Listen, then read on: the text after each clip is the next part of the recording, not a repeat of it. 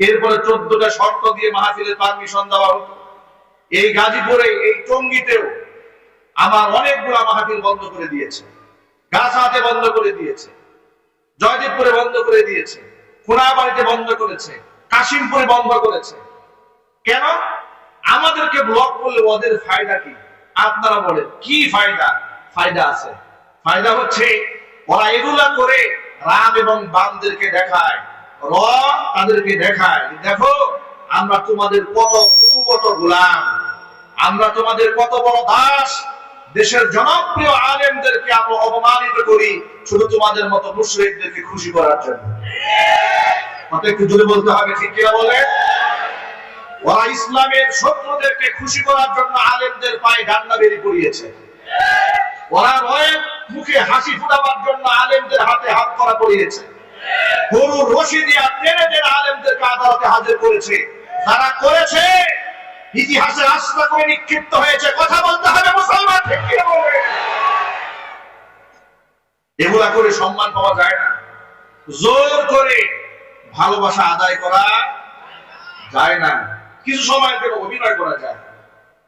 অভিনয় এক জিনিস, বাস্তবতা ভিন্ন জিনিস। দেখেন না, অভিনয় শিল্পীরা, সিনেমার ছবি তারকারা সিনেমার সুন্দর পর্দায় দেখায় প্রেম জীবনে একবারই আসে, মানুষকে ধোঁকা দেয়।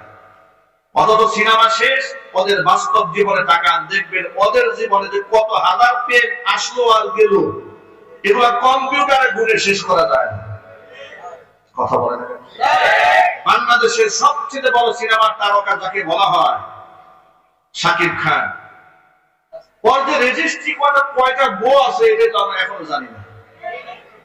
যে কাজটা ও করেছে, ওই কাজটা যদি কোনো আলেম করত তাহলে দেখতেন মিডিয়া পাড়ায় আগুন কেমন লাগা লাগতো। এদেশের আলেমদের কাছে বিবাহের কাবিননামা চাওয়া হয় নাই। এই দেশের কুলাঙ্গাল সাংবাদিকরা আলেমদের কাছে বিবাহের কাবিননামা চায় নাই। কিন্তু ওদের কাছ থেকে কয়দিন কাবিননামা চাওয়া হয়েছে, ওদের বাচ্চা কাচ্চা হয়ে গেছে, বিবাহের খবর নাই। সাংবাদিকরা খুঁজেই পায় না এই বাচ্চার বাপকে। বহুত কষ্ট করে অনুসন্ধানী সাংবাদিকরা খুঁজে পেল ওনার বাবা তো তারকা। জিজ্ঞেস করা হলো, ঘটনা কি স্যার? এটাকে বাচ্চাটা আমারই, তবে ওর মা বা বউ না। এটা কিন্তু খুব আনকমন কথা। বাচ্চাটা আমার, বাচ্চার মা আমার স্ত্রী নয়, এ কথা কোন দিকে ইঙ্গিত করে? এরপরেও কুলাঙ্গাল সাংবাদিকেরা আলেমদের তির্যক মন্তব্য করেছে আর ওদের পদলেহন করেছে। এর দ্বারা প্রমাণ হয় যে সাংবাদিকরা এই সমস্ত দানব নায়কদেরকে প্রশংসা করে, এদেরও চরিত্রে কোনো ঠিক নাই। আমার প্রিয় বন্ধুগণ, আল্লাহ রাব্বুল আলামিন কোরআন নাযিল করে দিয়েছেন। কেন নাযিল করলেন শুনেন। আল্লাহ পাক বলেন, আলিফ লাম রা,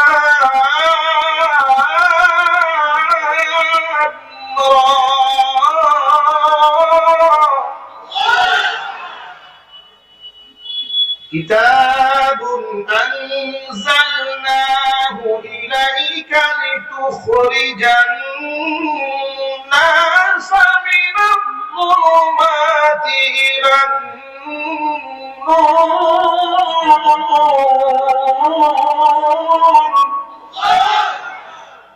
আল্লাহ পাক বলেন, হে নবী, আলিফ লাম রা হুরুফে মুকাত্তাআ, এর অর্থ আল্লাহ পাকই ভালো জানেন। পৃথিবীতে কেউ এই সমস্ত হরফের অর্থ জানেন না। পরে আল্লাহ বলছেন, কিতাবুন আনজালনাহু ইলাইকা, হে নবী, এমন কিতাব আপনার উপর আমি নাযিল করেছি, লিতুখরিজান নাসা মিনাল যুলুমাতি ইলান নূর, যাতে করে আপনি মানুষদেরকে অন্ধকার থেকে আলোর পথে কোরআন দিয়ে বের করে নিয়ে আসতে পারেন। কোরআন দিয়ে আল্লাহ নবী কেমন আলোকিত সমাজ বানালেন লক্ষ্য করেন। এমন সমাজ তিনি বানাতে সক্ষম হলেন, মানুষদেরকে আর পুলিশ দিয়ে পাহারা দেওয়ার প্রয়োজন হয়নি, পেছনে গোয়েন্দা লাগাবার কোনো প্রয়োজন হয়নি। বরং এক একজন মানুষ, এক একজন ব্যক্তি তার নিজের পাহারাদার হয়ে গিয়েছে। সুবহানাল্লাহ বলেন। কারণ তারা কোরআন বিশ্বাস করেছে মন থেকে। আল্লাহ রাব্বুল আলামিন কোরআন মাজিদের মধ্যে বলে দিয়েছেন, মা ইয়ালফিযু মিন কাওলিন ইল্লা লাদাইহি রাকীবুন আতীদ। মানুষ এমন কোন কথা উচ্চারণ করে না মুখ থেকে যা সংরক্ষণকারী ফেরেশতা রেকর্ড না করে। এর মানে মানুষের প্রতিটা কথা, প্রতিটা কাজ রেকর্ড হয়ে যায়। কিয়ামতের ময়দানে মানুষ যখন নিজের অপকর্ম অস্বীকার করবে, আল্লাহর সামনে দাঁড়িয়ে কিয়ামতের দিন মানুষ মিথ্যা কথা বলবে রবের সামনে দাঁড়িয়ে, তখন তার জবানটা আল্লাহ বন্ধ করে দিবেন। আল্লাহ পাক হাতকে অর্ডার করবেন, হাত কথা বল। পাকে অর্ডার করবে, পা তুই কথা বল। আপনারা বলেন, আমি আপনি যত অন্ধকার রজনীতে, যত আধারে গিয়ে মানুষের আড়ালে গিয়ে অপকর্ম করি না কেন, আমার বন্ধু বান্ধব আত্মীয় স্বজন বিচ্ছিন্ন হয়ে গেলেও আমার হাত, আমার পা আমার থেকে বিচ্ছিন্ন হয়ে যায়। আমার চামড়া দেহ থেকে বিচ্ছিন্ন হয়ে যায় না। কিয়ামতের দিন আল্লাহ রাব্বুল আলামিন এই হাতকে বলবেন, এই পাকে বলবেন, বান্দার আমলনামার সাক্ষী দে। আল্লাহর ভাষায় শোনাচ্ছি আপনাদেরকে সূরা ইয়াসিন। আলহামদুলিল্লাহ সবারই মুখস্থ আছে, বেশিরভাগ মানুষের। সূরা ইয়াসিনের মধ্যে আল্লাহ বলেছেন, আল-ইয়াওমা নাখতিমু আলা আফওয়াহিহিম ওয়া তুকাল্লিমুনা আইদিহিম ওয়া তাশহাদু আরজুলুহুম বিমা কানু ইয়াকসিবুন। আল-ইয়াওমা, আজকের এই দিনে, নাখতিমু আলা আফওয়াহিহিম, আমি মোহর লাগিয়ে দিব তাদের মুখের মধ্যে, তারা কথা বলতে পারবে না।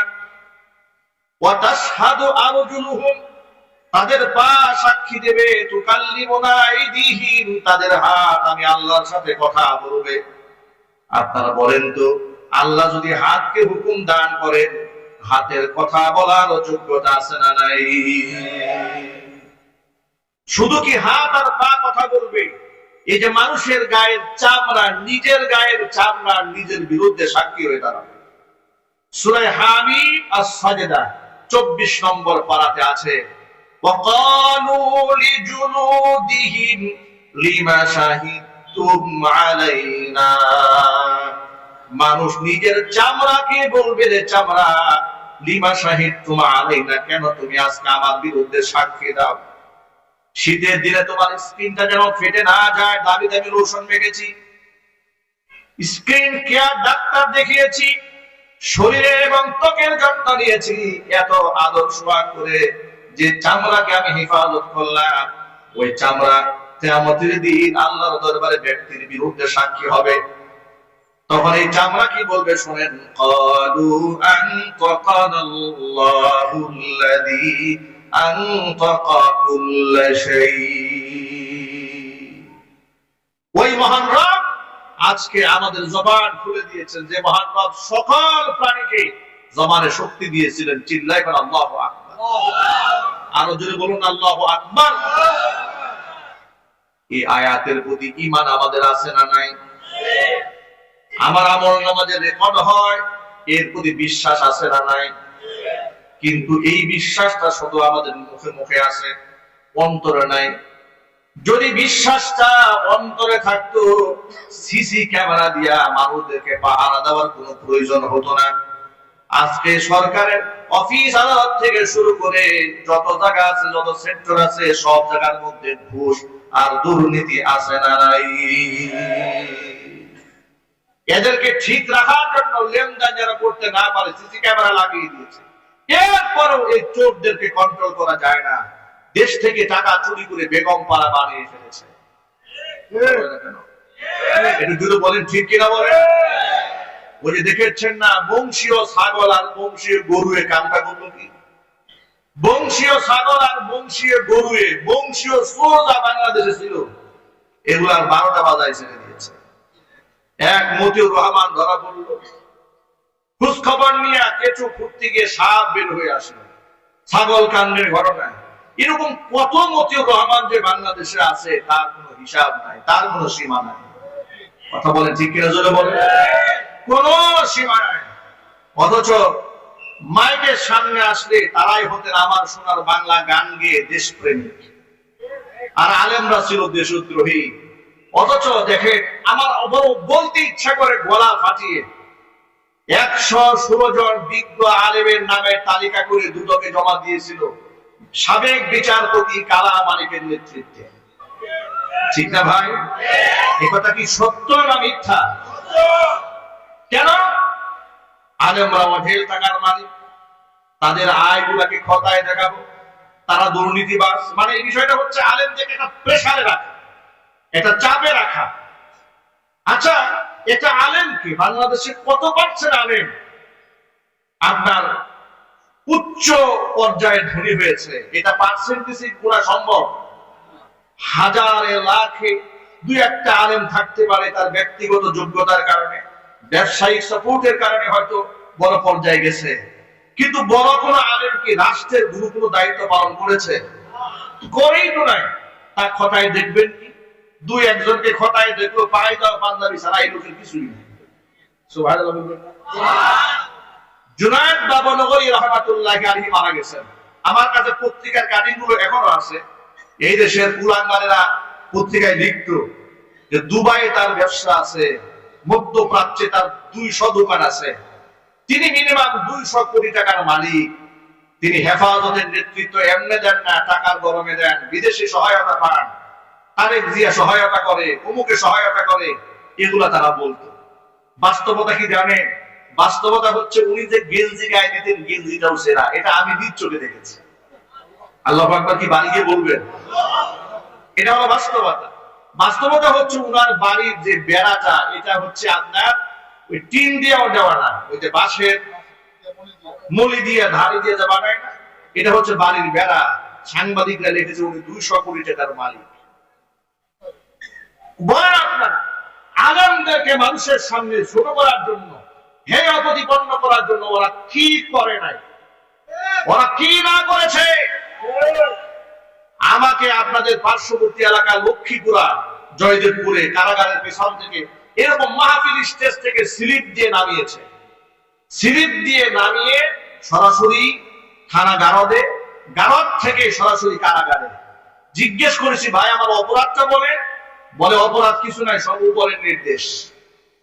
পরের দিন মামলার এজাহারে তাকিয়ে দেখি লিখেছে যে টঙ্গীর এই দিকে হাসানুদ্দিন সরকার সহ আব্দুর রহিম মাদানী সহ গোপন বৈঠকে মিটিং করছিলেন, এবং সেই মিটিং থেকে তাদেরকে ধরা হয়েছে। তারা রাষ্ট্রের মধ্যে একটা নাশকতা করার জন্য ষড়যন্ত্র করছিলেন। পরবর্তীতে সবাই দৌড়ে পালিয়ে গেল, 7 জন দৌড়ায় পালাতে পারে নাই। এর মধ্যে আমি হাসান সরকার একজন। জীবনের প্রথম তারা আমি ওই দিন দেখি, উনিও জীবনের প্রথম আমাকে ওই দিন দেখে। এমনকি মামলা কোর্টে দাঁড়াবার আগ পর্যন্ত জানি না যে এই মামলার আসামি উনিও, এই মামলার আসামি আমিও। কেউ কাউকে চিনি না, জানি না। লিখেছে একসাথে মিটিং করছিলাম, আমার পকেটে 16টা ককটেল বোমা পাওয়া গেছে। বলেন, আলেমদেরকে মানুষের সামনে খাটো করার জন্য ওদের চেষ্টার কোনো কমতি ছিল? তবে এই ক্ষেত্রে ছোট্ট একটা বাস্তবতা বলে দেই। সাবেক মেয়র জাহাঙ্গীর আলম, তিনি রাজনৈতিক দৃষ্টিভঙ্গি থেকে আপনাদের কাছে অনেকের কাছে বিতর্কের পাত্র হতে পারেন, কিন্তু ঠিক ওই সময় একজন আলেম হিসেবে আমাকে উনি যে রেসপেক্টটা করেছেন, যে সম্মানটা দিয়েছিলেন, ইনি দলের বিরুদ্ধে দাঁড়িয়ে বলেছেন না কোন হুজুর এই কাজ করে নাই, এটা ওনার নামে ফাঁসানো হয়েছে। উনি আমার পক্ষে সংগ্রাম করেছেন, লড়াই করেছেন। তার হাজারো রাজনৈতিক দৃষ্টিভঙ্গির মধ্যে ভালো গুণ ছিল, সবচেয়ে বড় যেটা আমার কাছে মনে হয়েছে, আলেম বান্ধব। কথা বলে ঠিক কিনা বলেন? আচ্ছা, এই কথাটাকে আমি মিথ্যা বলেছি আপনাদের সামনে? বলেন এখানে উনি আলেম বান্ধব, এই কথাটা কি মিথ্যা? রাজনৈতিক কলা কৌশলে হার জিত, পক্ষে বিপক্ষে নানা লোক থাকতে পারে, আমি ওই ব্যাপারে কোনো মতামত ব্যক্ত করতে চাচ্ছি না। উনি অনেক সহযোগিতা করে ওই মামলা থেকে আমাকে খালাস করে দিয়ে এসেছিলেন। কিন্তু আমি যেটা বলতে চেয়েছি, জাহাঙ্গীর আলম চেয়েছিলেন আমাকে বের করতে, কিন্তু অসংখ্য জাহাঙ্গীরের এমপিরা ছিল, আমি যেন দিনের পর দিন কারাগারে ঢুকে ঢুকে মরি। কথা বলেন। গোটা বাংলাদেশে তারা দাসের রাজত্ব কায়েম করেছিল। আল্লাহ পাক এগুলো দেখেন নাই? কথা বলেন না কেন? লোকেরা আমাদেরকে বলতো, হুজুর আপনারা না আলেম, আপনারা যে জালেমের বিরুদ্ধে আল্লাহর কাছে এত দোয়া করেন, দোয়া কি কবুল হয় না? আপনারা অধৈর্য হয়ে যায়। কোরআন বলছে ওয়া কানাল ইনসানু আজুলা, মানুষ অল্পতেই অস্থির হয়ে যায়, মানুষ খুব তড়িৎ প্রিয়। আমি তো মনে করি এই জাতির উপরে আল্লাহর যে কত দয়া, আল্লাহর যে কত মায়া, আল্লাহর যে কত ভালোবাসা এই জাতির উপরে। আমরা গুনাহগার, আমরা দুর্বল, কোনো সন্দেহ নাই। আমরা আল্লাহর রহমত পাওয়ার যোগ্য নই। যে গুনাহ আমরা করি, যে মিথ্যা কথা আমরা বলি, আমরা আল্লাহর রহমত পাওয়ার যোগ্য নই। হাসিনার চাইতে বড় হাসিনা আমাদের উপর চাপাই দিলেও এটা হবে আমাদের উপর ইনসাফ। কথা বলেন? হাসিনার চাইতে ভয়ঙ্কর স্বৈরাচারী আমাদের উপর চাপাই দিলে এটা হবে ইনসাফ, আমাদের কুকর্মের কারণে। আল্লাহ যে লেডি ফেরাউনের হাত থেকে আমাদেরকে বাঁচিয়েছেন, এটা আমাদের আমলের বদৌলতে নয়, এটা আল্লাহ দয়া করেছেন। কথা বলতে হবে, ঠিক কিনা বলেন? এই কথা কেউ মনে করবেন না যে আমার ক্রেডিটে স্বৈরাচারী পালিয়েছে। এত সহজ নয়, এত সহজ নয়। এটা অসংখ্য উলামা, তুলাবা, সুহাদা, মাজলুম জনতার চোখের পানির বিনিময়ে আল্লাহ জাতির উপর রহমত বর্ষণ করেছেন। তা না হলে আমার খোলা ময়দানে এত মাইক লাগিয়ে কথা বলেন, এই সাহস হতো? এই সাহসই তো হতো না। এই মাহফিলের পারমিশন আনতে গেলে তো আপনাদের পায়ের জুতা একদম ক্ষয়ে যেত। কথা বলা যাবে না। রাম বামরা কথা বলবে, রাম বামরা পূজা অর্চনা করবে, অসুবিধা নাই। কিন্তু ওয়াজ করতে গেলে 12টা বাজায় ছাড়তো। এভাবে হিন্দুত্ববাদ কায়েমের ষড়যন্ত্র করা হয়েছে এদেশের মধ্যে। আপনারা মনে রাখবেন, জুলাই আগস্টের বিপ্লবে এদেশের ধর্মপ্রাণ মুসলমানরা শুধু দোয়াই করে নাই, জীবনও দিয়েছে, রক্ত দিয়েছে। এমনকি যুবক এবং তরুণদেরকে আল্লাহু আকবার ধরে দিয়ে আলেম ওলামা তুলাবারা জাগিয়ে তুলেছে। আল্লাহর উপর বিশ্বাস ভেঙে ফেলা যাবে না। হিন্দুত্ববাদ এই বাড়িতে কায়েম করা যাবে না। এক সাগর রক্তের বিনিময় হলেও এদেশে কালিমার পতাকা উড্ডীনের জন্য চেষ্টা করতে হবে। রাজি আছে যারা দুহাত দেখতে চায়।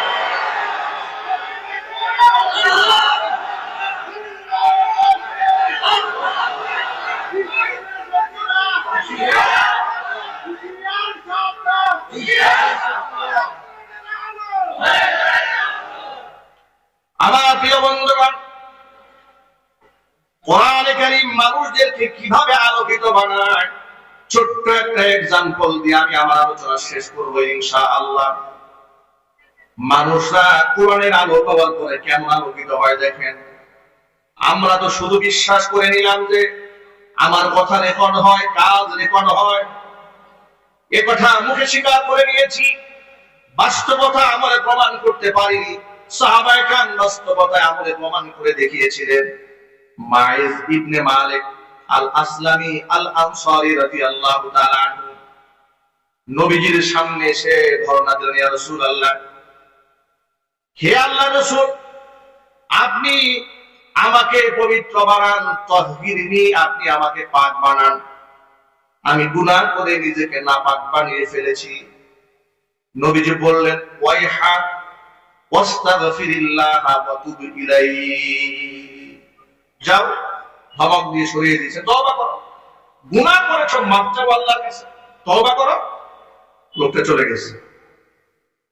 আবার পরের দিন আসছে, ইয়া রাসূলুল্লাহ, তাহহিরনি, আপনি আমাকে পাক বানান, আমার দেহটা আমি নাপাক করে ফেলেছি, আপনি আমার জন্য একটু পবিত্রতা করার ফয়সালা করেন। নবীজি আবার একই কথা বললেন, ওয়াইহা ওয়াস্তাগফিরিল্লাহ ওয়া তুব ইলাইহি, ধমক দিয়ে সরাই দিলেন, যাও তওবা করো, আল্লাহর কাছে মাফ চাও, চলে যাও। চলে গেছে। তৃতীয় দিন তিনি আবার আসলেন, তাহহিরনি ইয়া রাসূলুল্লাহ, হে আল্লাহর নবী, আপনি আমাদের পাক বানান, গুনাহ করে নিজেকে নাপাক বানিয়ে ফেলেছি। নবীজি আবার তৃতীয় দিন পাল্টা প্রশ্ন করলেন, ফিমা উতাহহিরু, ও সাহাবীরে, প্রতিদিন তুমি আমার কাছে আসো আর বলো আমাকে পাক বানান, পাক বানান, পাক বানান। তুমি তওবা করো, তওবা করলেই তো বান্দা পাক হয়ে যায়। নবী সাল্লাল্লাহু আলাইহি সাল্লাম বলেছেন, গুনাহ যত বড় হোক না কেন, আত-তাইবু মিনাদ যামবি কামান লা যামবালা, কোন ব্যক্তি যখন তওবা করে ব্যক্তির আমলনামার মধ্যে কোনো গুনাহ আর বাকি থাকে না। যত বড় গুনাহগার হোক না কেন, গুনাহ যদি বৃষ্টির সমতুল্য হয়, গুনাহ যদি সমুদ্রের ফেনা তুল্য হয়, পাহাড় সমপরিমাণ গুনাহ যদি হয়ে যায়, আল্লাহর ওয়াদা আছে, ইয়া আইয়ুহাল্লাযীনা আমানু তুবু ইলাল্লাহি তাওবাতান নাসুহা, ওই ইমানদারেরা আমি আল্লাহর কাছে খালেস দিলে তওবা করো। খালেস দিলে তওবার মানেটা কি সহজে 1 মিনিটে বুঝে নেন। খালেস দিলে তওবা মানে আস্তাগফিরুল্লাহ আস্তাগফিরুল্লাহ আস্তাগফিরুল্লাহ, এটাই তওবা হয়ে যায় না। খালেস দিলে তওবা হলো বিগত যে গুনাহ করেছি গুনার জন্য দারুণ ভাবে অনুতপ্ত হওয়া, লজ্জিত হওয়া, নিজেকে খুব ছোট মনে করা, রবের সামনে দাঁড়িয়ে দোষটাকে স্বীকার করে নেওয়া, রব আমার ভুল হয়েছে, আমি অন্যায় করেছি, ভবিষ্যতে কোনোদিন এই কাজটা আর করবো না, এটা দৃঢ় প্রত্যয় গ্রহণ করা রবের কাছ থেকে। আযাম বিল জাযাম, জিন্দেগিতে কোনোদিন এই কাজটা আর করবো না, এই কথা দৃঢ়ভাবে সিদ্ধান্ত নিয়ে নেওয়া।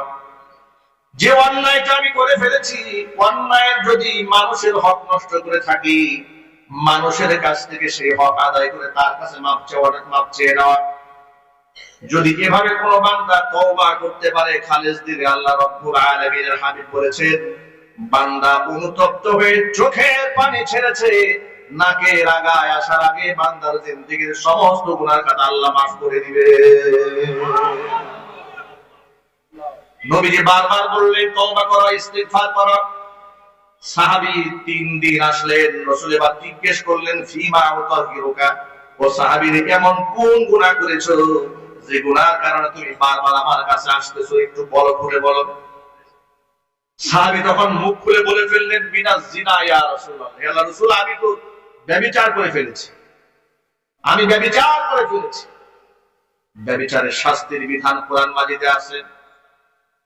ব্যভিচারে যদি অবিবাহিত হয় তার এক বিধান, ব্যভিচারে যদি বিবাহিত হয় তার আরেকটা বিধান।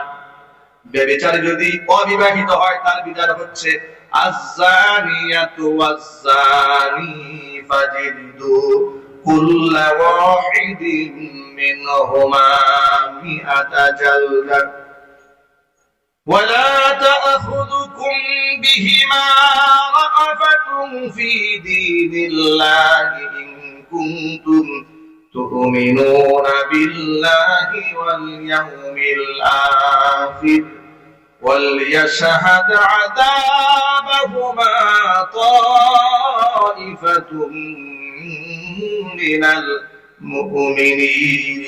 المؤمنين। আল্লাহ পাকের বিধানের মধ্যে কি জুলুম আছে নাকি? কথা বলেন। মাইকের আওয়াজ নাই, আপনাদের আওয়াজ নাই, আমি কোন বিপদে আছি দেখেন। মানে এখানে ওয়াজ করতে আসায় আমার একটা বিপদ হয়ে গেছে। মাইকের আওয়াজ নাই, আপনাদের আওয়াজ নাই, এই লোকের আমি বুঝাই তার মানুষ বাড়াইতে পারবো না। ওয়াজ মাহফিলে বক্তা দাওয়াত দেওয়ার আগে মাইক দাওয়াত দিবেন, ভালো মাইক। মাইক ঠিক করতে করতে এমনি হাতে নেই সময়, বারবার ঘুরে দিকে দেখাচ্ছে, আবার বারবার মাইকে চাবে।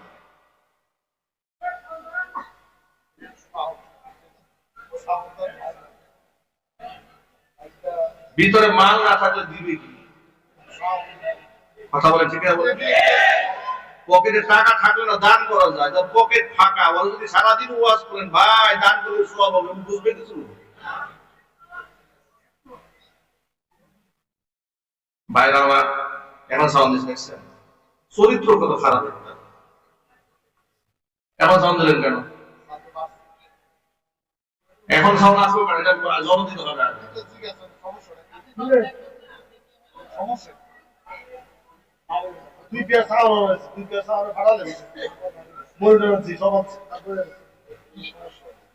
ভাই আমার, এখন সাউন্ড আছে না? বোঝা গেল পকেটে মাল আছে কিন্তু খরচ করে না, ঠিক কিনা বলেন? এগুলোকে বলা হয় কৃপণ, বখিল, পকেটে টাকা খরচ করে। ভাইরা আমার, মাইজ ইবনে মালিক আল-আসলামি আল-আনসারী রাদিয়াল্লাহু তাআলা আনহু তিনি নবী সাল্লাল্লাহু আলাইহি ওয়াসাল্লামের কাছে এসে বললেন, ইয়া রাসূলুল্লাহ, ইয়া হাবিবাল্লাহ, আমি অন্যায় করেছি, আপনি আমাকে পবিত্র বানান। স্বীকার করে নিয়েছেন আমি ব্যভিচার করেছি। ব্যভিচারের শাস্তি দুই প্রকারের। কয় প্রকার? সবাই হাত দেখান। যদি বিবাহিত হয় এক প্রকারের শাস্তি, আর যদি অবিবাহিত হয় আরেক ধরনের সাজা। ব্যভিচার যে ব্যক্তি করবে, সে যদি বিবাহিত হয় তাহলে তার শাস্তি কঠিন, মৃত্যুদণ্ড তার শাস্তি। আর যদি অবিবাহিত হয়ে যায়, শাস্তি মৃত্যুদণ্ড নয়, তবে শাস্তি বড় কঠিন। ফাজিলিদু কুল্লা ওয়াহিদিন মিনহুমা মিআতা জালদা। ছেলে এবং মেয়ে উভয়কে দুররা মারা হবে 100। কতগুলা? 100টা পিটানি যদি একসাথে মারা হয়, অনেকে বাঁচলে বাঁচতেও পারে, মরলে মরতেও পারে, ঠিক না? জিনা ব্যভিচার শাস্তি ইসলামে বড় কঠিন। ইসলামে অশ্লীলতার কোনো স্থান নাই, এই জন্য জিনাকে বড় কঠিন করা হয়েছে। বিবাহ একেবারে সহজ করে দেওয়া হয়েছে। বিবাহের মধ্যে কোনো আইন কানুন করা হয় নাই, বিধি নিষেধাজ্ঞা করা হয় নাই। কিন্তু জাহিরি যুগে, এই বর্তমান জমানার তথাকথিত সুশীল সমাজের মধ্যে বিবাহকে বানিয়ে দেওয়া হয়েছে কঠিন, আর জিনা ব্যভিচারকে করে দেওয়া হয়েছে একদম পানির মতো সহজ। কেউ যদি একটা জায়গায় দুইটা বিয়ে করে, তাহলে দেখবেন আর 14 গোষ্ঠী উদ্ধার করার জন্য নেতা, কর্মী, পুলিশ অভাব নাই। বিবাহ সে দুইটা করলো কেন? তার 12টা বাজায় ছাড়া হবে। কিন্তু প্রেমিক যদি 50টাও রাখে, কোনো অসুবিধা নেই। কথা বলেন, বাস্তবতা আছে না নাই? ইসলাম এই ব্যাপারে কত কঠোরতা করেছে দেখেন। বিবাহিত পুরুষ অন্যের বউ নিয়ে নাইট ক্লাবে যাবা, কোনো সুযোগ নাই, একেবারে কল্লা উড়াই দেওয়া হবে। আইন কার? চিল্লাই বলতে হবে, আইন কার? এই আইনগুলো সমাজে বাস্তবায়িত যদি না হবে, ততদিন পর্যন্ত ওয়াজ নসিহত করে জিনা ব্যভিচার দেশ থেকে বন্ধ করা যাবে না। যদি শুধু ওয়াজেই কাজ হতো, তাহলে ইসলাম এই ব্যাপারে এত কঠোর পদক্ষেপ গ্রহণ করতো না, ঠিক না ভাই? আচ্ছা, আল্লাহর নবীর চাইতে উন্নত বক্তা পৃথিবীতে আর আছে? জোরে বলেন আপনারা। তার চাইতে দরদি দায়ী, এত মহব্বতের দায়ী, এত ইতিদাল ভারসাম্যপূর্ণ বক্তব্য জাতির সামনে পৃথিবীতে আল্লাহ রাসূলের চাইতে ভালো করে উপস্থাপন করার যোগ্যতা পৃথিবীতে আর কারো আছে? সেই নবীজি জিনার ব্যাপারে শুধু নসিহত করেন নাই, আইন কার্যকর করেছেন, কঠোর হয়েছেন। কত কঠোর একটু পরেই বুঝবেন। মাইজ ইবনে মালিক আল আসলামী, তিনি বিবাহিত ছিলেন। এত নারাজ হয়ে গেলেন নবী সাল্লাল্লাহু আলাইহি ওয়াসাল্লাম যখন সামনে এসে উপস্থিত, তিনি বললেন, তবে সাথে সাথে তিনি শাস্তি কার্যকর করেন নাই, কারণ যেহেতু শাস্তি বড় ভয়ঙ্কর, মৃত্যুদণ্ডের ব্যাপার। এই জন্য এলাকায় আগে তদন্ত টিম পাঠাই দিলেন, খোঁজ খবর নিয়ে আসো। এই যে নিজের ব্যাপারে বলছে সে জিনা ব্যভিচার করেছে, সে অসুস্থ নাকি মানসিক রোগী, নাকি সে মদ্যপান করেছে, নাকি একটু খোঁজ খবর নিয়ে আসো। এলাকাবাসী বলল, না, তিনি মদ্যপান করেন নাই, তিনি একজন সুস্থ মানুষ, তিনি পাগল নন। এলাকার মানুষ তার ব্যাপারে স্টেটমেন্ট জারি করে দিয়েছে। নবীজি সাল্লাল্লাহু আলাইহি সাল্লাম সর্বশেষ সাহাবীদেরকে বলেন, সাহাবীরা একটু মাইজ ইবনে মালিক আল আসলামীর মুখের মধ্যে নাক লাগায় দেখো, মুখের মধ্যে মদের গন্ধ পাওয়া যায় নাকি। সুবহানাল্লাহ। ইসলামের বিচার বড় সুন্দর, অনেক ইনসাফপূর্ণ বিচার ইসলামে। এজন্য আমি আপনাদেরকে সবসময় বলি, প্রতিটা মুসলমানের উচিত দেশে শরিয়া আইন কার্যকর হোক, এই ব্যাপারে ভূমিকা রাখা, এই ব্যাপারে কথা বলা, এই ব্যাপারে চেষ্টা চালিয়ে যাওয়া। কথা বলে ঠিক কিনা? ব্রিটিশদের তৈরি করা আইনে এই দেশে কিয়ামত পর্যন্ত আপনি শান্তি কায়েম করতে পারবেন না। কথা বলেন, এই দেশে আপনি কেমনে শান্তি কায়েম করবেন বলেন? বিনা অপরাধে স্ত্রী মামলা দিয়েছে, নারী নির্যাতনের মামলা, বেচারা 3 মাস তাকে জেল খাটতেই হবে, জামিনের কোনো সুযোগ নাই। এটা যদি সে অপরাধী না হয়ে থাকে, এটা কি তার উপর জুলুম নয়? ছোট্ট রফিকুল ইসলাম মাদানী গতকালকে বললেন, 11 মাস তাকে জেলখানায় নিয়ে আটকায় রাখছে। 11 মাস আটকায় রাখার পরে আদালতে তাকে হাজির করার পরে বিচারক জিজ্ঞেস করছে, হুজুর আপনার অপরাধটা কি বলেন? কয় মাস পরে? 11 মাস বেটা জেল খাটা শেষ। এরপরে জিজ্ঞেস করতেছে যে আপনি আসলে অপরাধ করছেন কিনা বলেন। এই ফাঁক দিয়ে 11 মাস তার জিন্দেগির 12টা বেজে গেছে। কথা বলতে হবে, ঠিক কিনা? তাহলে এটা কোনো আইন হতে পারে? এটা কোন রাষ্ট্রের অবকাঠামো হতে পারে? এই অবকাঠামো ভাঙতে হবে। ইনসাফ কায়েম করতে গেলে গণভবনে যেমন সব তছনছ করে দেওয়া হয়েছে, ইনসাফ কায়েম করতে হলে পশ্চিমাদের ব্রিটিশদের তৈরি করা এই সমস্ত আইনগুলোকে তছনছ করে ভেঙে পুরান দিয়ে আইন তৈরি করতে হবে। 11 মাস পরে জিজ্ঞেস করে আপনার অপরাধ কি হুজুর বলেন একটু।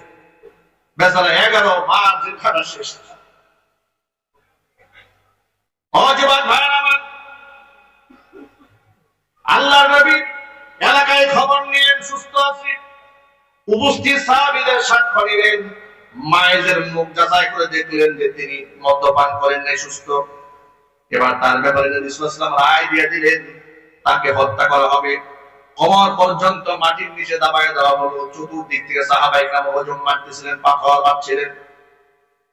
পাথর মারার এক সময় ইবনে মাসউদ রাদিয়াল্লাহু তাআলা আনহু শরীরের মধ্যে তার গা থেকে ফিনকি দিয়ে এক ফোঁটা রক্ত তার জামার মধ্যে এসে লাগলো।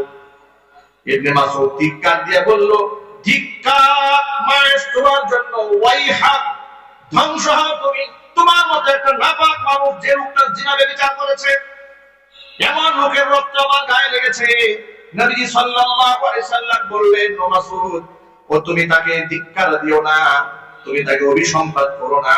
তার তওবা আল্লাহর কাছে এমন ভাবে মঞ্জুর হয়ে গেছে, যদি তার তওবার বিনিময়ে 70 জন মানুষ গুনাহগার ব্যক্তিকে এক পাল্লায় দেওয়া হয় আর তার তওবা আরেক পাল্লায় দেওয়া হয়, আল্লাহ পাক তার তওবার কারণে 70 জন গুনাহগারকে মাফ করে দিবেন।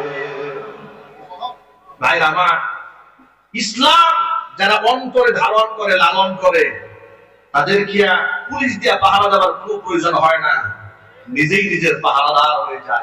সুবহানাল্লাহ। যার দরুন যেখানে কোরআনের তালিম হয়, তারবিয়াত হয়, কোরআনের শিক্ষা দেওয়া হয়, ওই সমস্ত প্রতিষ্ঠানে মদ থাকে না, জুয়া থাকে না, সেখানে ইয়াবা থাকে না, সন্ত্রাস থাকে না, গুন্ডা থাকে না, কেদার থাকে না। এই যে মাদ্রাসাগুলো, এই মাদ্রাসাগুলো নিয়ে এক সময় তারা উপহাস করে বলেছে, সংসদে দাঁড়িয়ে বলেছে, রাশেদ খান মেনন ব্যাঙের ছাতার মতো কওমি মাদ্রাসা গড়ে উঠেছে। এই ধরনের উপহাস এই দেশের মাদ্রাসা নিয়ে করা হয় নাই?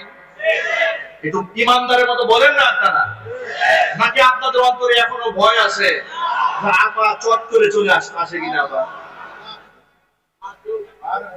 কি ভয় আছে আপনাদের? আরে বাবা, ভয়কে জয় করতে শেখেন। আমাদের সন্তানেরা ভয়কে জয় কিভাবে করতে হয় তা শিখিয়ে দিয়েছে। কথা বলতে হবে, ঠিক কিনা বলেন? 16 বছর মুরব্বীরা চুপসে গিয়েছিল, জুলুম নির্যাতন সহ্য করতে না পেরে তারা দেয়ালের মধ্যে পিষ্ট হয়ে গিয়েছিল। নিঃশেষ হয়ে যাওয়ার পথে আমাদের সন্তানেরা মাথা উঁচিয়ে, বুক ফুলিয়ে, আবু সাইদের মতো লোকেরা এইভাবে হাত উত্তোলন করে বুলেটের সামনে দাঁড়িয়ে বুঝিয়ে দিয়েছে এই জাতি ভীরু এবং কাপুরুষের জাতি নয়, তারা সাহসী জাতি। আপনাদের কিসের ভয়? কিসের ভয় আপনাদের? ইমানদাররা ভয় পাবে একমাত্র আল্লাহকে। কাকে ভয় পাবে? আর চিল্লায় বলেন। মাদ্রাসাগুলোকে ব্যাঙের ছাতা বলা হয় নাই? বলেন। ব্যাঙের ছাতার মতো মাদ্রাসা গড়ে উঠেছে বলেছে। জঙ্গিবাদের কারখানা বলা হয়েছে।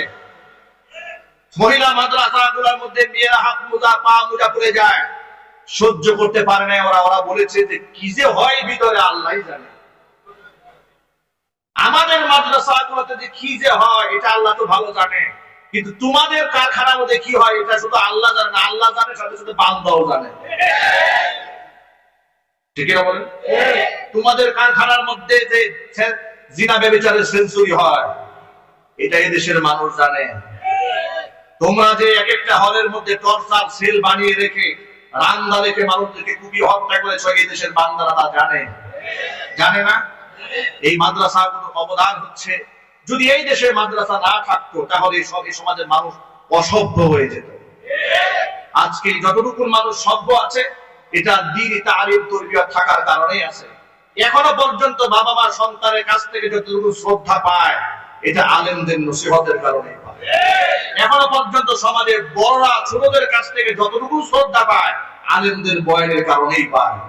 এটা যদি বন্ধ হয়ে যায় তাহলে আবার একটা অসভ্য কালচার জমিনের মধ্যে শুরু হবে। আমি সকলের প্রতি আহ্বান জানাই যে সন্তানকে doctor, engineer, lawyer, barrister, professor, আইনজীবী, বুদ্ধিজীবী, কলামিস্ট, সাহিত্যিক যা কিছু বানাতে চান সবার আগে তার মূল ফাউন্ডেশন আল্লাহ কোরআন দিয়ে দেন। একটা ছোট্ট বাচ্চাকে মাদ্রাসায় কোরআন শেখাতে খুব সময় লাগে না, 2-3 বছরে মাথায় একটা ছেলে 30 পারা কোরআন হাফেজ হয়ে যায়। সুবহানাল্লাহ বলেন, আল্লাহু আকবার বলেন। আর এখনকার মাদ্রাসাগুলো তো অনেক অ্যাডভান্স হয়েছে, আলহামদুলিল্লাহ বলেন আলহামদুলিল্লাহ। আমাদের মাদ্রাসার বাচ্চাদের হাতের লেখা দেখে আমি নিজে হতবাক হয়ে যাই। এখন আমিও মাদ্রাসা করেছি আলহামদুলিল্লাহ, জামিয়া মাদানিয়া আরাবিয়া গঠন করেছি। আমি দেখেছি ছোট্ট ছোট্ট বাচ্চারা হাতের লেখা লিখে, ওদের লেখা দেখে আমি হতবাক হয়ে দাঁড়িয়ে যাই। আমার মেয়ে একদিন আমাকে ইংরেজি হাতের লেখা দেখাতে নিয়ে এসছে, আমার মেয়ে, বড় মেয়ে। আমি বললাম এই লেখা কি তুমি লিখেছো না হুজুর লিখেছে? বলে আমি লিখেছি। আমি অবাক হয়ে গেছি, এত সুন্দর লেখাটা আমিও লিখতে পারবো না। ছোট্ট বাচ্চা ক্লাস 3 তে পড়ে এত সুন্দর লেখা লিখেছে। আল্লাহু আকবার। সুতরাং প্রিয় ভাইরা, মাদ্রাসায় সন্তানদেরকে দিন, তাদেরকে বা আমল বানান, কোরআনের নূর দিয়ে সিনাকে আলোকিত বানান। এরপরে সে ডাক্তার হোক, ইঞ্জিনিয়ার হোক, রাজনীতিবিদ হোক, কোনো অসুবিধা নাই। কারণ যার সিনার মধ্যে কোরআন থাকবে সে সাহিত্যিক হবে, বুদ্ধিজীবী হবে, কিন্তু সাহারিয়া কবি হবে না। কথা বলতে হবে ঠিক কিনা? সে হাসান হক কিরু হবে না, রাশেদ খান মেনন হবে না, তারা খুনি হবে না, ডাকাত হবে না, সন্ত্রাস হবে না। তারা ইমানদার হবে, ইমানদার ডাক্তার হবে, ইমানদার ইঞ্জিনিয়ার হবে, ইমানদার পাইলট হবে। আল্লাহু আকবার। আমরা কি আমাদের সন্তানদেরকে সেভাবে গড়ে তুলতে রাজি আছি? ইনশাআল্লাহ। আল্লাহ রাব্বুল আলামিন যেন আমাদের সকলকে কবুল করেন, মঞ্জুর করেন। জোরে বলেন আল্লাহুম্মা আমিন। আপনাদের সামনে এতক্ষণ পর্যন্ত সংক্ষিপ্ত আকারে যে কথাগুলো বলেছি, সবার আগে আল্লাহ তাআলা আমাকে, এরপর আমার ভাইদেরকে, আমার মা বোনদেরকে সকলকে